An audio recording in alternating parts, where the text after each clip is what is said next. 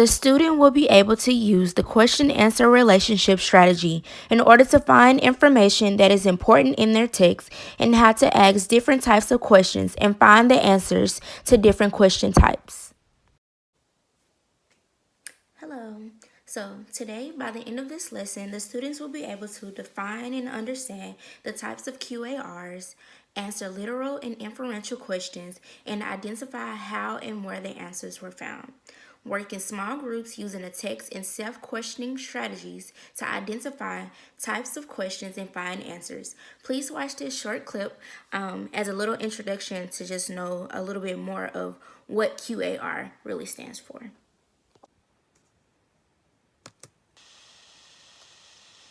Q stands for question. A stands for answer. R stands for relationship. QAR. In order to answer questions, we need to know how to find the answers. Learning how to find the answers will help us understand what we read better. Some answers are found in the text, and others are found using our own knowledge. Two types of questions that can be answered using the text are right there questions and think and search questions. Two types of questions that can be answered using our own knowledge are author and me questions and on my own questions. Remember, QAR stands for question, answer, relationship. Some answers are in the book or the text. Some answers are in my head.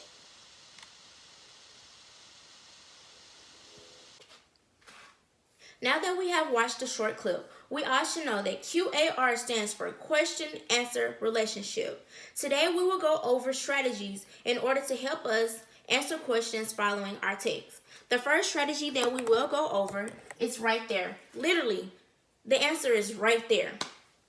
The answer is in one place in the text. You can put your finger on it if you read, reread, and scan and look for keywords.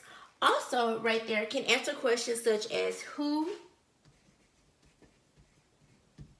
what, when, and where.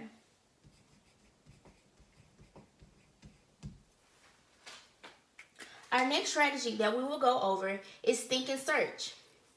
The answer is in several places in the text. If you skim, reread, and look for important information, you will find the answer.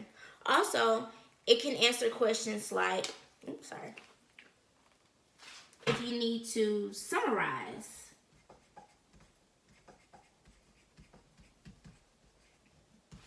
Also, cause and effect questions.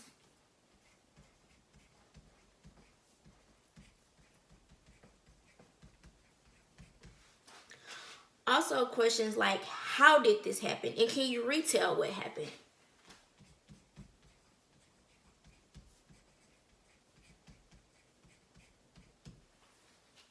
Most importantly, with right there and think and search, you can find the answer right in the book.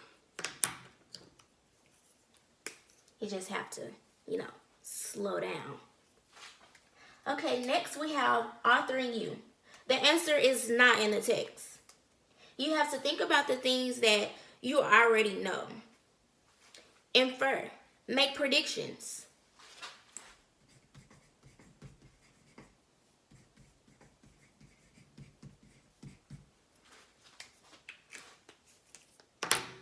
Next we have on my own. So with on my own, you're answering questions based upon your background knowledge, and you're making the connections to things. These two questions can be found in my head. So next I'm going to read a short story, and we're going to answer the questions to try to figure out, are there right there questions, think and search, authoring you, or on my own. Ruby Bridges was born in a small cabin near Tylertown, Mississippi. We were very poor. Very, very poor, Ruby said. My daddy worked picking crops. We just barely got by. There were times when we didn't have much to eat. The people who owned the land were bringing in machines to pick the crops. So my daddy lost his job, and that's when we had to move. I remember us leaving. I was 4, I think. In 1957, the family moved to New Orleans. Ruby's father became a janitor. Her mother took care of the children during the day. After they were tucked in bed, Ruby's mother went to work scrubbing the floors in a bank. Every Sunday, the family went to church. We wanted our children to be near God's Spirit, Ruby's mother said. We wanted them to start feeling close to Him from the very start. At that time, black children and white children went to separate schools in New Orleans. The black children were not able to receive the same education as the white children. It wasn't fair, and it was against the nation's law. In 1960, a judge ordered 4 black girls to go to 2 white elementary schools. 3 of the girls were sent to McDonough 19. 6-year-old Ruby Bridges was sent to 1st grade in the William France Elementary School. Ruby's parents were proud that their daughter had been chosen to take part in an important event in American history. They went to church. We sat there and prayed to God, Ruby's mother said, that we'd all be strong and we'd have courage and we'd get through any trouble. And Ruby would be a good girl, and she'd hold her head up high and be a credit to her own people and a credit to all the American people. We prayed long and we prayed hard. On Ruby's first day, a large crowd of angry white people gathered outside the France Elementary School. The people carried signs that said they didn't want black children in a white school. People called Ruby names. Some wanted to hurt her. The city and state police did not help Ruby.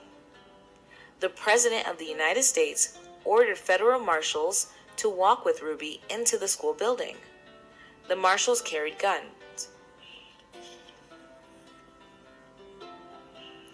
Every day for weeks that turned into months, Ruby experienced that kind of school day.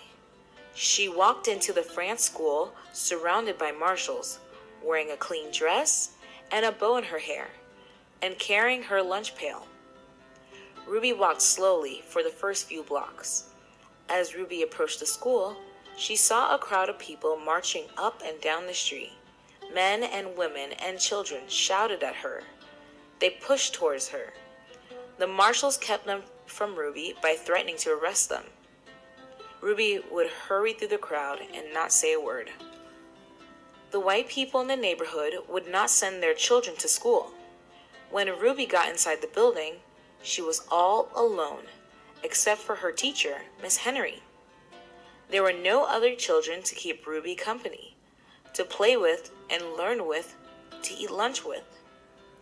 But every day, Ruby went into the classroom with a big smile on her face, ready to get down to the business of learning. She was polite and she worked well at her desk, Miss Henry said. She enjoyed her time there. She didn't seem nervous or anxious or irritable or scared. She seemed as normal and relaxed as any child I've ever taught. So Ruby began learning how to read and write in an empty classroom in an empty building. Sometimes I'd look at her and wonder how she did it, said Miss Henry. How she went by those mobs and sat here all by herself and yet seemed so relaxed and comfortable. Miss Henry would question Ruby in order to find out if the girl was really nervous and afraid, even though she seemed so calm and confident. But Ruby kept saying she was doing fine. The teacher decided to wait and see if Ruby would keep on being so relaxed and hopeful, or if she'd gradually begin to wear down, or even decide that she no longer wanted to go to school. Then one morning, something happened. Miss Henry stood by a window in her class, as she usually did, watching Ruby walk towards the school. Suddenly, Ruby stopped, right in front of the mob of howling and screaming people. She stood there facing all those men and women. She seemed to be talking to them. Miss Henry saw Ruby's lips moving and wondered what Ruby could be saying. The crowd seemed ready to kill her. The marshals were frightened. They tried to persuade Ruby to move along. They tried to hurry her into the school, but Ruby wouldn't budge. Then, Ruby stopped talking and walked into the school. When she went into the classroom, Miss Henry asked her what happened. Miss Henry told Ruby that she had been watching and that she was surprised when Ruby stopped and talked with the people in the mob. Ruby became irritated. "I didn't stop and talk with them," she said. "Ruby, I saw you talking." Miss Henry said, "I saw your lips moving." "I wasn't talking," said Ruby. "I was praying. I was praying for them." Every morning, Ruby had stopped a few blocks away from school to say a prayer for the people who hated her. Okay, now after reading the story of Ruby Bridges, we should be able to answer some questions. Okay, so the first question says, what was the name of the elementary school that Ruby Bridges attended? Okay, so here it's asking about the elementary school she went to. So we know that in the story, it tells us exactly what elementary school she went to. So the QAR strategy that we can use here is right there because you can put your finger on it. So it tells us that she went to William Frantz Elementary School. So the next question says, why didn't the city and state police help Ruby on her first day of school? Okay, it doesn't exactly say word for word why she wasn't able to, why wasn't the city and state police able to help her? But if we read and reread and we think about it, we know exactly why. So we can use think and search. And the answer really, I feel like, can vary with the think and search. But it says in the story, it says a large crowd of angry white people gathered. They were there, and they carried signs that said they didn't want black children in a white school. So clearly, the city people didn't want her at the school. So the police wouldn't want to help as well. So the next question says, why do you think that Ruby did not say anything to the angry crowd? Well, here it doesn't tell exactly why, but if you think about it and you think in your head and you make predictions based upon the things going around, you can know that you can use the QAR strategy, Arthur and you, and the answer can vary here as well. Number 4, it says, why do you think Ruby was so courageous? Okay, well here, you're on your own. You can use the QAR strategy on your own because you're thinking about, how do you feel about it? Why do you think she was so courageous? And then next, it says, what do you think you would have done if you were Ruby Bridges?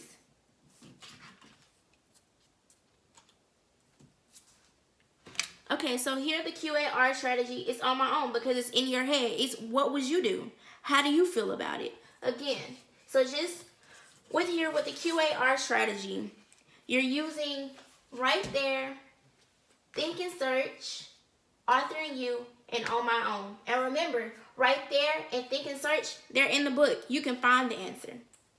And with Arthur and you and on my own, it's in my head. You're making connections about things that you already know. Thank you.